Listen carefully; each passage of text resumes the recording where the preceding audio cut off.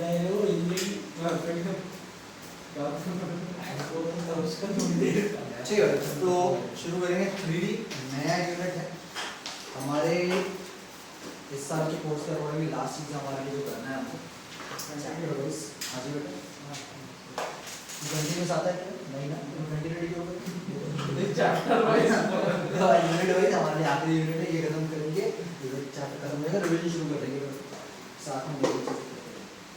पूरी चीज जो 3D की है that is divided into two portions, one is a line and one is a plane. तो भाई एक लाइन को 3D में आप जब रिप्रेजेंट करते हो x y z एक्सिस में, तो उसके कैसी इक्वेशन बनती है? नहीं मस्ती में उसको पीछे में टेंशन नहीं, she will be a life for you. Gift देना है ओके वापस आ एक प्लेन को जब x y z एक्सिस में डिफाइन करते हैं तो उसमें किस प्रकार की चीजें आती हैं। प्लेन थोड़ा सा अलग है, उसके बाद में पहले लाइन को फोकस करेंगे। लाइन के बारे में लॉजिक है कि भाई आपको लाइन के बारे में क्या करना है। पिछले साल स्ट्रेट लाइंस, सो सबसे पहली चीज हम लोगों ने की दैट वाज इक्वेशन ऑफ, तो हम इक्वेशन ऑफ लाइन निकालने की कोशिश करेंगे वेक्टर फॉर्म। वेक्टर हम लोगों ने पढ़ा हो तो उसी का कॉन्सेप्ट यूज करेंगे इसके अंदर, थोड़ा बहुत, ज्यादा नहीं, थोड़ा बहुत यूज करेंगे। इसके अलावा और क्या हो सकता है? तो भाई एक लाइन कितनी तरीके से हो सकती है? याद करो स्ट्रेट लाइंस को, we had one point form, एक पॉइंट से लाइन पास होती है, स्लोप दिया हुआ तो आपको लाइन की इक्वेशन निकालते हैं। ऐसा कुछ तो भी है, एक पॉइंट से सपोज लाइन पास हो रही तो उसको वेक्टर फॉर्म में कैसे रिप्रेजेंट करेंगे। 2 पॉइंट फॉर्म पढ़ा था पिछले साल में, एक लाइन 2 पॉइंट से पास हो, तो इस बार भी 2 पॉइंट से पास हो रही है, वेक्टर फॉर्म में कैसे रिप्रेजेंट करेंगे तो वो देखेंगे।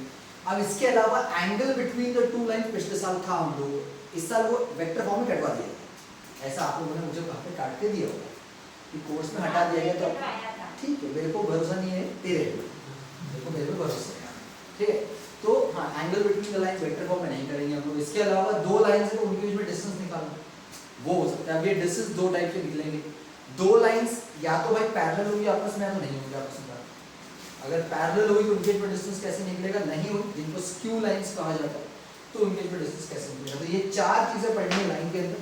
कोशिश हमारी ये रहेगी 4 चीजें आज ही बता दूंगा आपको। तो लाइन खत्म हो जाएगा तो आप सारे एक्सरसाइज ट्राई मार सकते हैं, एक एक्सरसाइज से लाइन की पूरी कॉन्सेप्ट इसी के अंदर आ जाएगा।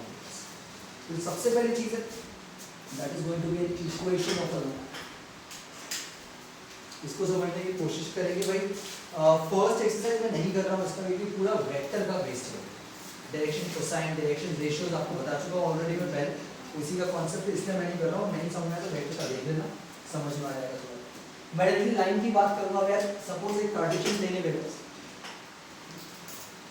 अब इसके अंदर कोई भी एक रैंडम लाइन मैंने बना दी, इसकी इक्वेशन मेरे को निकालना, ठीक है। अब इसके ऊपर सपोज एक पॉइंट है जो मेरे को पहले से गिवन है, 1 पॉइंट, एक पॉइंट पहले से गिवन है, let's say this point is it, ये आपका रेफरेंस आ गया। अब इसी लाइन के ऊपर एक आर्बिट्ररी पॉइंट मैंने कोई भी अपने मन से कहीं पे भी मान सकता हूँ, यहाँ मानो, यहाँ मानो, यहाँ मानो, मैं वहाँ पे एंटर करूँ, मैंने P बोल दिया सपोज, ठीक है। लेट्स से इसका जो पोजीशन वेक्टर है that is a vector, position vector reference के टर्म में निकलता है हमेशा। P का जो पोजीशन वेक्टर आर्बिट्ररी पॉइंट है, रैंडम पॉइंट, वो मैंने R वेक्टर मान लिया। ये हमेशा यही माना जाता है हर बुक में, स्टैंडर्ड नोटेशन, तो आप भी R वेक्टर यूज करोगे। अब यार सिर्फ इन दो को यूज करके मैं इक्वेशन कैसे डिफाइन करूंगा तो नहीं कर सकता। इसके लिए मैं क्या कर रहा हूँ, मैं एक दूसरी लाइन लेता हूँ कोई which is parallel to my given line, कोई एक दूसरी लाइन है which is parallel to my given line, और उस लाइन का जो वेक्टर फॉर्म है दैट इज बी वेक्टर। अब याद रखना है भाई, जब भी 2 lines are parallel to each other then one line has to be lambda times the other line, one line has to be lambda times the other line। यही concept collinear points के लिए भी होता है वेक्टर फॉर्म में, ठीक है। तो अगर मेरे पास 2 लाइंस हैं then the first line will be lambda times the second, ठीक है। दूसरी बात याद रखनी है, जब भी 2 लाइंस पैरेलल होती हैं तो उनके जो डायरेक्शन रेशियोज होते हैं वो सेम होते हैं। डायरेक्शन रेशियोज मतलब उनके coordinate axis A B C, इसलिए मैंने बोला वेक्टर नहीं समझ में आया तो वेक्टर पढ़ लेना एक बार वहां पर, ठीक है। वो डायरेक्शन रेशियोज हमेशा सेम है। अब यार बड़ा सिंपल सा कॉन्सेप्ट है, ये जो AP की जो वेक्टर है इसका जो इक्वेशन आएगा that will be lambda times b, parallel line का कॉन्सेप्ट है, तो इसका जो भी वेक्टर होगा that will be lambda times b vector. ये बड़ा सिंपल सा कॉन्सेप्ट है। अब ये AP वेक्टर कैसे निकालेंगे? तो triangle law of vector addition, भाई OA vector plus AP vector should be equal to OP vector. एक का टेल दूसरे के हेड पे रखा और ट्रायंगल लॉ लगा, फिजिक्स में पिछले साल पढ़ा हुआ था, तो मतलब OA vector plus of AP vector should actually be equal to OP vector. OA vector मतलब कितना है A, ये निकालना है, that should be equal to R vector, यहाँ से AP वेक्टर की वैल्यू आती है R minus of A vector, simple सा है। और आइडियली क्योंकि पैरेलल लाइंस हैं, then R minus A vector should be equal to lambda times B vector, where lambda is some constant, it can be absolutely any constant। तो concept क्या है भाई, दो लाइंस पैरेलल, अब पैरेलल है तो एग्जैक्टली इक्वल हो सकती हैं, तो A can be equal to B, या थोड़ी बहुत बड़ी छोटी हो सकती है, तो एक लाइन दूसरे का कुछ गुना हो सकती है, वही कॉन्सेप्ट है भाई। Lambda can be absolutely any, lambda can be 1 is 1 का होगा जब दोनों वेक्टर एब्सोल्युटली इक्वल वेक्टर्स। अभी मैं जनरल की फॉर्म कर रहा हूं, तो मेरे को किसकी वैल्यू निकालनी है, मेरे को हमेशा r की वैल्यू निकालनी है, जनरल आर्बिट्ररी, ठीक है। तो जो r वेक्टर आएगा वो कितना आएगा, a प्लस लैम्डा, यही मेरा इक्वेशन खत्म हो गई। तो मेरा जो वेक्टर फॉर्म है इक्वेशन ऑफ लाइन का ये है a plus of lambda, where a is what, वो पॉइंट जिससे लाइन पास हो रही है, और b मतलब जिसको वो पैरेलल है। ये याद रखना, अपने मन से कुछ भी नहीं मान सकते। a मतलब हमेशा कौन सा, जिससे लाइन पास हो रही है। तो अगर मैंने आपको बोल दिया भाई एक पॉइंट है 1, 2, 3 जिससे लाइन पास हो रही है, तो जो a वेक्टर है वो क्या बनेगा, i cap plus 2j cap plus of 3 x axis y axis z axis, x axis के लिए यूनिट वेक्टर क्या होता है, i कैप होता है, y एक्सिस के लिए j कैप होता है, z एक्सिस के लिए k कैप होता है। 1 2 3 मतलब क्या बन जाएंगे, ये बन जाएंगे डायरेक्शन रेशियोस, जिनसे आपका कोऑर्डिनेट पॉइंट होता है बेसिकली वहां। तो i cap plus 2j cap plus of 3 cap, ये हो गया a वेक्टर। अब सपोज दूसरी कोई लाइन है b which is suppose having a vector form of 3i cap plus 4j cap plus 5k, ये कौन सी पैरेलल है। तो इक्वेशन ऑफ लाइन क्या है कि भाई i cap plus 2j cap plus 3 cap plus of lambda times of 3i cap plus 4j cap plus 5 cap, ये equation है। वैल्यू पुट करनी, लैम्डा की वैल्यू नहीं दी है तो लैम्डा को लैम्डा दिमाग लगाने नहीं, कुछ वैल्यू नहीं निकाली, बस इतने छोड़ देंगे, इक्वेशन आ गई। पर ये जो इक्वेशन है ये अभी भी वेक्टर फॉर्म में है, इसमें कुछ स्केलर नहीं है, स्केलर मतलब मैग्नीट्यूड्स नहीं है मेरे पास, ठीक है। तो कोई भी चीज हम लोग करेंगे हमेशा दो फॉर्म में करेंगे, एक वेक्टर फॉर्म में करेंगे और एक स्केलर फॉर्म, दोनों। अभी मैं उसको हटा एक साथ में इसका स्केलर फॉर्म भी बता देता हूँ। ये हो गया वेक्टर, अब एक स्केलर फॉर्म दे दो। अब स्केलर फॉर्म मतलब क्या भाई, आपको एक्सिस के कोऑर्डिनेट्स में जाना पड़ेगा, x1 y1 z1 x2 y2 z2, value में चाहिए उनको, वेक्टर फॉर्म में नहीं चाहिए। तो लेट अस अज्यूम कि भाई जो मेरा a पॉइंट था, this was x1 y1 z, जिससे मेरी लाइन पास हो, ये आर्बिट्ररी पॉइंट है, कुछ भी हो सकता है, इसको मैंने मान लिया x y z, ये कुछ भी हो सकता है भाई, यहाँ बड़ा सिंपल सा है।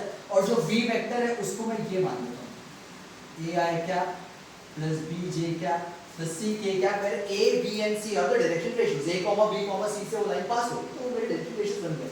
ये b और इस b से कंफ्यूज नहीं होना भाई, अलग अलग चीज, ये वेक्टर है पूरा, ये उसका मैग्नीट्यूड नहीं, वो अलग ही चीज है। अगर आपको कंफ्यूजन हो रहा तो आप p q r भी मान सकते हो, आपकी चॉइस है, कंफ्यूज नहीं होना है। पर r भी बहुत मानेंगे, r ऑलरेडी मिल जाता है, तो अल्फा बीटा गामा मानना तो मानना। अब मेरे को क्या करना है भाई, सब कुछ पता है, इसमें पुट कर दो। अब r वेक्टर किससे मिल रहा है, मेरे को इससे मिल रहा है, तो r वेक्टर कैसे बनेगा, यही बनेगा भाई मेरे पास r vector, that should be equal to a vector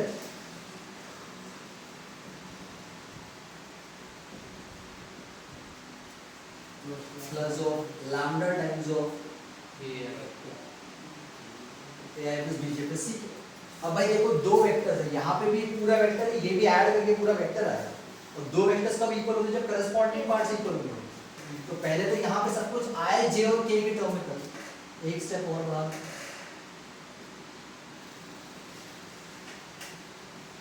that should be equal to what, x1 plus lambda a I cap, i वाले एक साथ कर रहा हूँ, j वाले एक साथ करूँगा, k वाले एक साथ करूँगा, ब्रैकेट ओपन करने का, यहाँ पे डायरेक्ट ओपन करना है,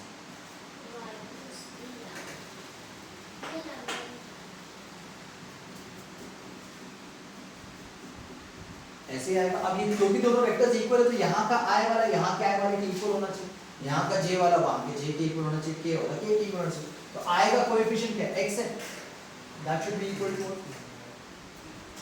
x1 plus of lambda, ऐसे भी इक्वेट करना है, चलो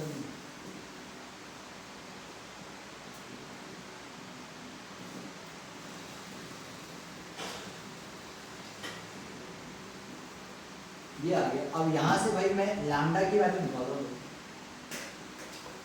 ये आएगी लैम्डा की वैल्यू सॉल्व कर, बड़ा सिंपल सी बात। ये आएगी लैम्डा की वैल्यू, बड़ी सिंपल सी सिंपल बात है। अब यार ये भी लैम्डा, ये भी लैम्डा, ये भी लैम्डा, तीनों आपस में इक्वल होने चाहिए। हाँ, तो मतलब कैसा होना चाहिए, x minus x1 by a should actually be equal to y minus y1 by b, that should be equal to z minus z1 by c। ये बन गया इसका स्केलर फॉर्म। अब देखो कितना सिंपल है, x y z आर्बिट्ररी रहेगा ये तो हमेशा। देखो यार इक्वेशन है ना लाइन की, कोऑर्डिनेट टू डिमेंशन के अंदर लाइन की इक्वेशन क्या होती है, ax plus by plus c equal to 0। x और y तो आते ही है ना, तीन डिमेंशन में x y z तो रहेगा। x1 y1 z1 पाथ को पता ही है पहले से, जिससे लाइन पास हो रही है। और a b c किसके डायरेक्शन रेशियो, जिसको लाइन पैरेलल है। वैल्यू पुट करो, आंसर आएगा। अब इसको सॉल्व नहीं करना है, इसको ऐसे रखना है हमेशा। ये मत सोचना इसको सॉल्व करना है। सपोज अगर लाइन जैसे 1 2 3 से पास हो रही है तो इक्वेशन कैसे बनेगी, x minus 1, लेट्स से ये तो 3 4 5, तो x minus 1 by 3, y minus 2 by 4, z minus 3 by 5। इतना ही छोड़ना है आपको, इसको सॉल्व नहीं करना। वेक्टर फॉर्म में बोला तो ये भी छोड़ देना, स्केलर फॉर्म में बोला यहाँ छोड़ देना। x1 y1 z1 मतलब क्या, जिससे लाइन पास हो रही है। abc मतलब क्या, उसके डायरेक्शन रेशियो जिसको लाइन पैरेलल हो जाता है। लाइन का पहला अगर क्वेश्चन में वेक्टर और स्केलर का दे दूंगा मतलब नहीं मेंशन कर रहा हूं कौन से फॉर्म पर, ये तो जल्दी समझ में आएगी ना, बहुत इजी चीज है यार ऑनेस्टली। नहीं कुछ भी नहीं, थोड़ा थोड़ा इसमें z एक्सिस भी रहेगी ना, z एक्सिस भी रहेगी ऐसे खींच लेना z एक्सिस, मैंने नहीं बताया।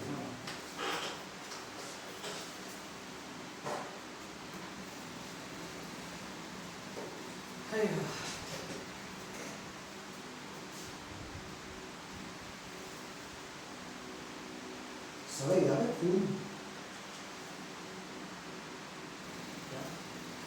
क्या नहीं वो दूसरा पॉइंट अपन खुद से मानेंगे कि कौन सा दूसरा p। हाँ आर्बिटर तो x y z रहेगा ना हमेशा, अच्छा उसी के टर्म में तो आएगा ना आंसर हमेशा, उसकी वैल्यू थोड़ी आ जाएगी।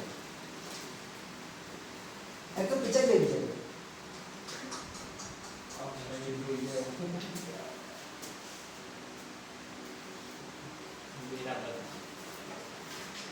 यार नीचे ले बस कर रहा हूँ बैठ के। ये भाई देखते रहना रे, कॉल वॉल ना आ जाए, कॉल आएंगे तो बंद हो जाता साला अपना। कई बार ऐसा होता है बच्चे बताते हैं मैं पूरा पढ़ा था, बोलता भाई कब तक कॉल आ गया तो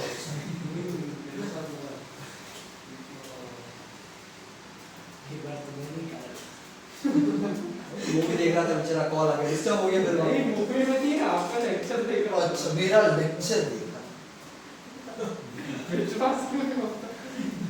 अपनी शक्ल मिरर में देख कर खुद को विश्वास नहीं हो रहा।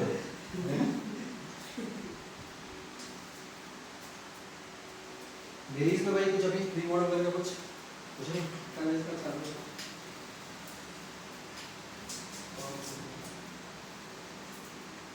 आधे बच्चे तो साला अभी वो रिजल्ट का छोड़ के बोर्ड का छोड़ के ये देख रहे हैं पबजी मोबाइल इंडिया का ट्रेलर कब आएगा, आधे लोग उसी में लगे हुए हैं अभी। टीचर आ गया, वो टीचर आ गया, कब तो गेम फर्क ही नहीं पड़ रहा उसको, 23 तारीख से प्री बोर्ड है, गेम घंटा फर्क नहीं पड़ रहा था। हमें ना हम तो भाई हम ट्रेलर देखेंगे, गेम डाउनलोड करेंगे, स्क्वाड बनाएंगे, रैंक पुश करेंगे हम तो, सीधा यही करते हैं।